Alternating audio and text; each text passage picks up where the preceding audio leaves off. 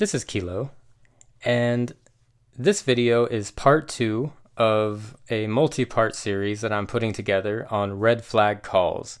If you guys haven't already checked out my first video, part 1, I'll leave a link right here where you can check that out and then come back to this video.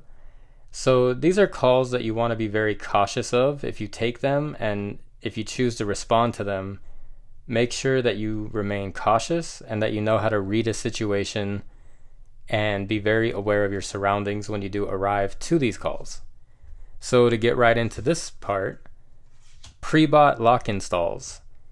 A lot of times people are going to call you and say, they went to their auto parts store or their hardware store, or they ordered it off Amazon or eBay. A lot of times lock shops refuse these because the old saying is, if you touch it, you marry it.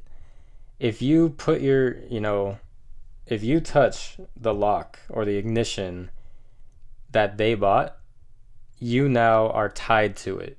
Forever and ever, you are the last person that touched it, so anything that goes wrong with it comes back on you.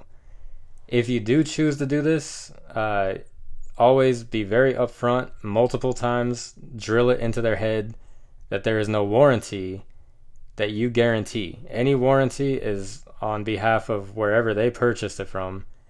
And it gets very tricky because the fact that you touch it, they're going to say, well, I contacted them and they said, the person who installed it must have done something, and they kind of can play a back and forth game. It's always best to never touch something that's pre-bought. If you do, make sure that you tell them there's no warranty, write it on the receipt in big bold letters, no warranty on parts. And even then they can still harp you, and some might even try and take you to court. It all falls back on you. So be very cautious when somebody says they purchased it themselves from an unknown source. To follow up that, pre-bought automotive keys and key fobs. This is more so than any other key, as some people can buy their own key blanks, but bringing it to a lock shop, even if we did cut it, we would charge you the same amount for the key we're going to cut anyway. And I don't cut any key that I don't purchase. So if you bring me a key, I'm not touching it. That's just my policy. I've seen way too many of these eBay keys break in half. Too many of these keys that you buy off Amazon or wherever you buy them from. I don't trust it. There's key fobs that show up, and I've had them. I've worked at a shop one time where a guy brought in, he ordered it, it's still in the package, and he handed it to a new kid that knew some automotive. And we were all in the field, so he was kind of on his own, and he accepted it. He's like, yeah, I could have someone do it. And I came back, and, I was like, what is that? We're not touching that. And the guy opens it up, and he's like, it's empty. I was like, what do you mean it's empty? He's like, all the parts are missing. I was like, we didn't touch it. You literally just opened it. And he tried to argue that our shop stole the parts out of his fob at the shop I was working at, and the owners were livid. So you always want to be very cautious. Oftentimes these ones that you order offline, if you're watching this and you're thinking about ordering a key offline, don't do it. It's always a bad outcome that I've ever seen. The keys aren't good. They're very, very cheap. So most reputable lock shops only will guarantee their own keys, and most of them won't even touch a key that they don't sell themselves. So if you do decide, if you're starting up and you just need to make money, again, as many times as you can put it, stamp it 5,000 times that there's no warranty on it. But the second you dive in and you erase the last key and you start programming this one, you realize it's not working. Now you got to use one of your own keys, and now you're costing yourself money. So for the price that you gave him for that one, he's not going to like it when you say, okay, this one didn't work, so now you're going to pay this price. It just gets messy. So I would recommend not touching any key that your shop doesn't sell. So just my advice on that. Very sticky situations with pre-bought items. In general, if someone says they bought it themselves, be very, very... It should just throw up every red flag on the planet. So This one is actually pretty funny. Um, I get this one every so often. Somebody will call me and they say, I locked myself out at the gas station. I don't get paid until Friday, or I don't get paid until Thursday. I don't get paid for 2 weeks. Is there any way you can come unlock my car and I can come pay you back? This is just that the fact that that has come in a handful of times in the last few months where I'm at. I honestly, it's up to you if you want to be a good Samaritan or whatever. I don't, I'm a very nice person, but I'm not going to drive 45 minutes away to on your word that you're going to be an upstanding citizen and pay me back. I don't even know if that car is yours. You know what I mean? Like, I'm going to refer you to someone else. And I've had people to tie into this one. I had a lady one time, she called me and she was like, I need a lockout service. I lock myself out. I'm over here at this gas station and all I have on me is 20 bucks. I was like, well, our service fee is this. For it's basically a trip charge that I charge in the daytime for automotive lockouts. Very simple flat rate. I like to give people flat rate calls or flat rate prices. And she was like, "Well, I called, this towing company and they said 40 bucks." And I was like, "I know for a fact that that towing company won't help anybody for less than $85. Like that is every tow company around me is $85 to unlock your vehicle." And she's like, "Nope, I called them." And I was like, "I know them. They know me." I once had, somebody, they locked themselves out in the pouring rain and I was not near them. And literally the tow truck was across the street. I was in my personal car, so I didn't have any of my lockout tools. And the tow truck was literally right across the street, the same company she was talking about. And, I waved him down and he said, "I'm not touching it for less than 85 bucks.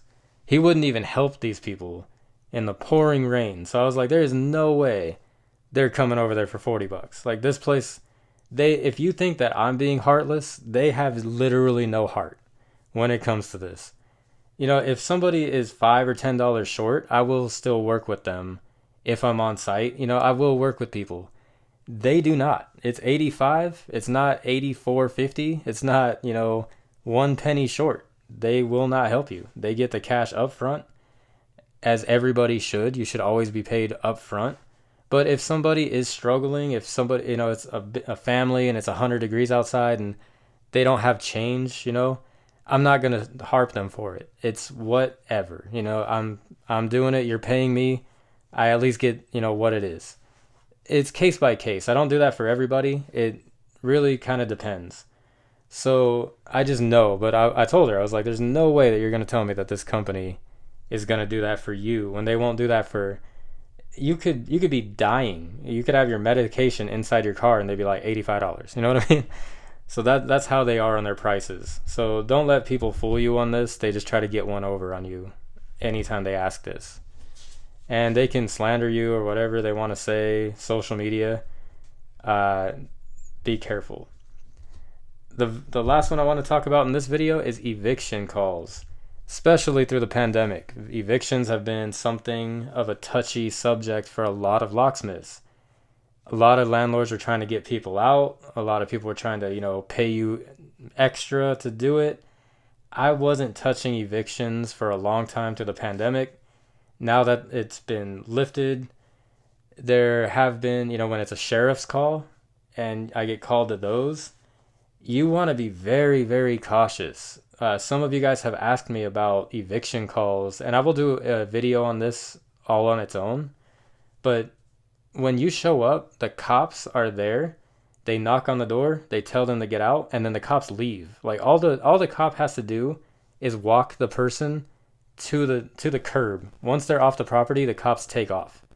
They will leave an enraged person at the mailbox and say, "Have a good day." And then I've been inside where I'm rekeying the house. I look outside, the cops are gone, and this guy's coming back in the house to try and fight me. those, you want to be very cautious if you take evictions. I take them very seldomly, especially through the pandemic, but even more so. It gets very dangerous. Even one of the last evictions that I recently did, the sheriffs had me there. They were like, all right, we told them to leave. They still have all day to get out, so they're going to be in the house while you're rekeying it. I was like, what are you going to do? He's like, I'm taking off. I've done my job. I was like, you're leaving me? And these people were inside smoking meth, literally smoking meth. And the cop's like, I'm not going to deal with it. I don't even want to deal with that. I'm not going to be near it. I was like, you had to step over like so many hypodermic needles to even get to like the next door in the house. And the cop's like, I'd seen it. I don't care. He's like, I am out. That's how cops treat these, at least here in California. I know other states, it depends. They have their own rules for it. Here, it's handled differently, but the cops do not care and they will not be there to save you if you take these calls by yourself. I always recommend if you do take it, bring a partner, because they can get very sketchy very quickly. These guys can, be one way, go shoot up or something, come back a completely different animal, and now you're having to fight somebody. So be very, very, very cautious when it comes to evictions. Some guys in town don't even touch them because of that situation.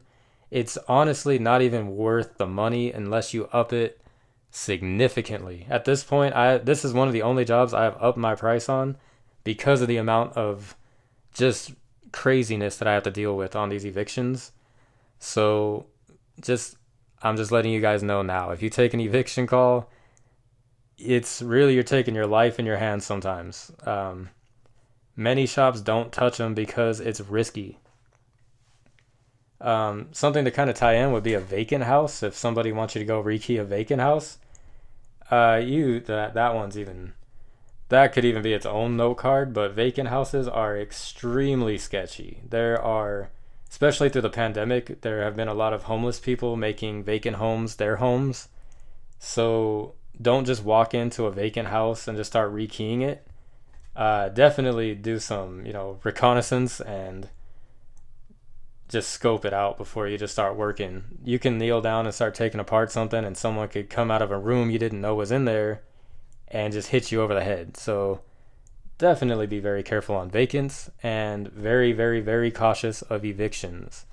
So I just wanted to make these videos. Some of you guys asked what some of the worst calls I've ever, responded to were. And if I come up with some more for a part 3, I will put that out as well. But I hope this helps you guys. I hope this series has kind of enlightened some of you guys and made you more aware of situations you can find yourself in. Thank you guys for tuning in. Thank you for subscribing. Feel free, if you're new to the channel, to subscribe to learn more about locksmithing, lock picking. And I hope you guys are staying safe, and I hope you guys have a nice day.